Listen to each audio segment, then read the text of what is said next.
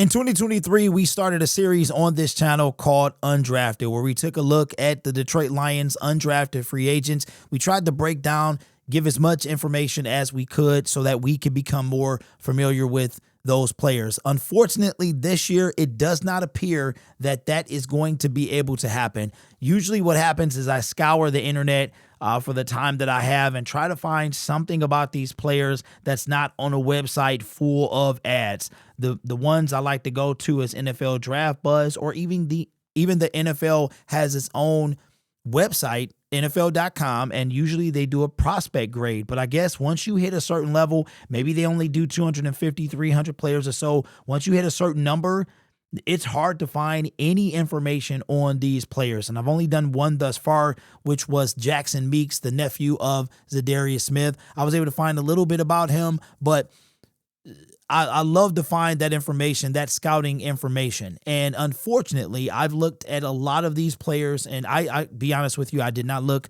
at them all, but I looked at a lot of them and I was unable to find any real scouting information on them. So what I'm going to do, it breaks my heart, but also helps me out as well because I'm already behind the 8 ball. These videos, they flame out, so they need to be released immediately, probably between Saturday night and Monday night, and it's already Monday night now. So with that being said, we are going to look at the UDFAs that the Detroit Lions have signed thus far and the people that they have brought in via workout, or, you know, to like last year. And then we're going to compare those players to last year's players and see how many of those players actually made the team. The number is not very high, but there is some hope for a couple of these guys. Now, the signing bonus doesn't really mean anything, but it could go a long way for those individuals to make the 53-man roster or be picked up on the practice squad. So this is coming from Pride of Detroit. Shout out to those guys over there.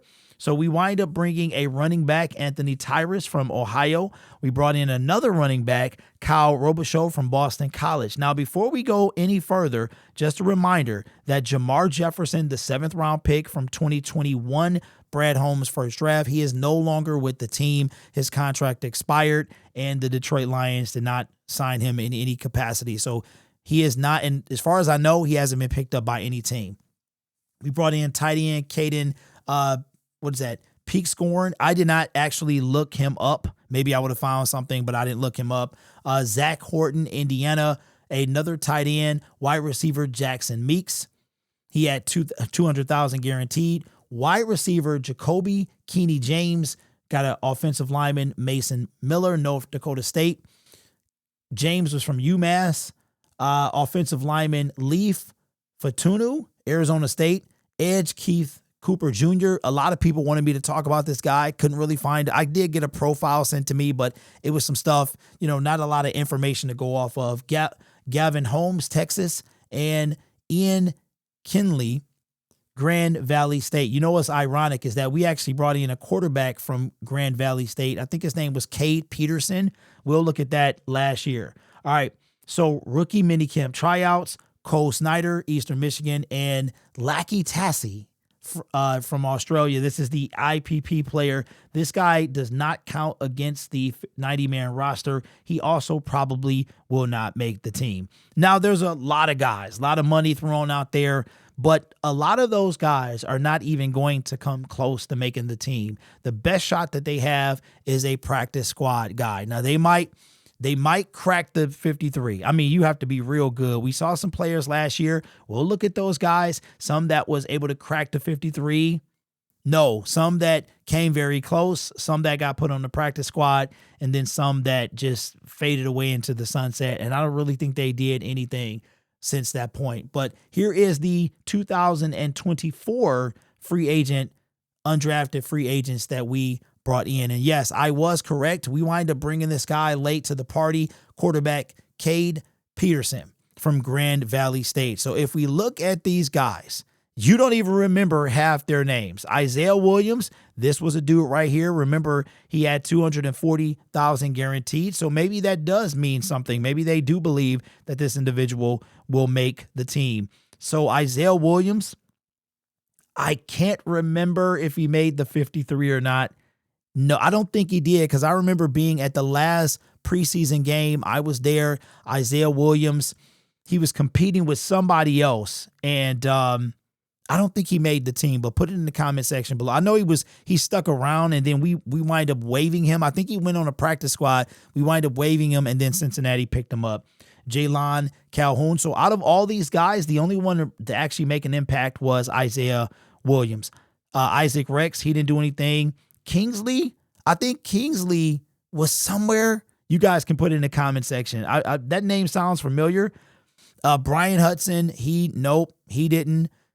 Duke Clemens, no. Isaac Ukwu, he was a guy that actually is still on the team. Nate Lynn, he actually was hurt, but he was on route to make it. I think he might have made the team, but he got hurt in the preseason, I believe. So what is that? That's 3 to 4. TJ Smith, no. Josh Landry, no. Steel Chambers, he was a guy that was actually drafted by the UFL. When their draft happens, he was drafted by the UFL, as was Isaiah Williams. And if you did not make a roster, you would go to the NFL. He's actually, I believe he plays for the Memphis Showboats. I saw him at Ford Field a couple weeks ago, so he's there. Deron Gilbert, yes, I believe. I think he did. He was like one of them guys wave. I don't think he made the 53, but he was around. So what is that, about 5 or 6? Maurice Norris, Lauren Strickland, these guys stuck around. Haddon Hogan and James Turner. James Turner, no, because we didn't have a second kicker on our roster. Hogan Hatton, I can't remember.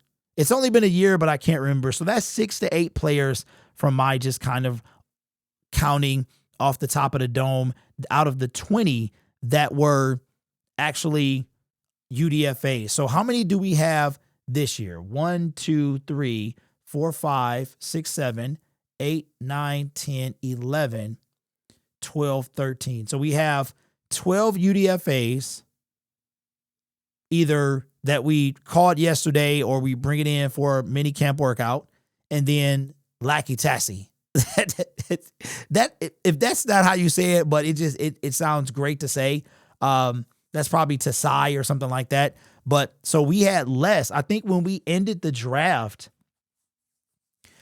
we got, that's right, because I think we had 73 going into the draft. We drafted 7 players, so that will put us at 80. Then we brought in 12. But I think that there's a time that the 90-man roster, you have to be under 90 or something like that. But yeah, so top of the dome without seeing any of these guys play. If we're just looking at the guarantees, you're looking at Jackson Meeks. He probably has the highest probability to make the team.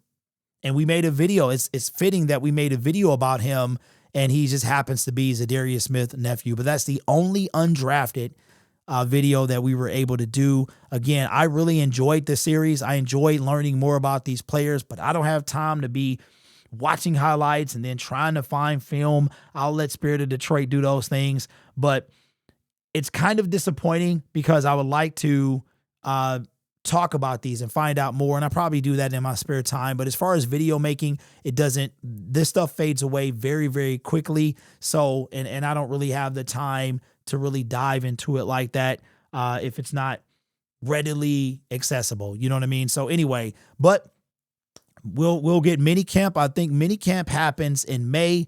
And also we have the schedule release that will be dropping May 14th. We'll do like we've been doing. We'll do a live reaction to that coming up. And then we go from there to, I believe there's something in early June, but then before you know it, we blink our eyes and we'll be May 1st is Thursday. May the 4th is Sunday. Shout out to the Michigan Panthers. They play the second to last home game on May 4th. I do intend on attending that game. And then before you know it, it'll be like Memorial Day. And then once June gets here, that will be the point where it's like, you know what? Football is going to be back very, very soon. Because OTAs to me, because don't forget that we have the Hall of Fame game, which has to mean that training camp is going to start earlier than that.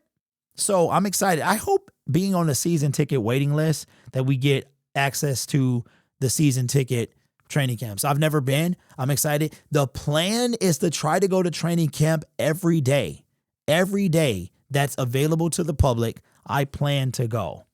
That's the plan. So, especially if Meyer hook us up again with those coverings, man. Shout out to the VIP section too. It was lit. It was lit. Speaking about sections and VIPs, I do plan. It's in the early stages now. I don't know if you guys are into fantasy football or you've ever heard of the Fantasy Football Expo that happens in Canton, Ohio.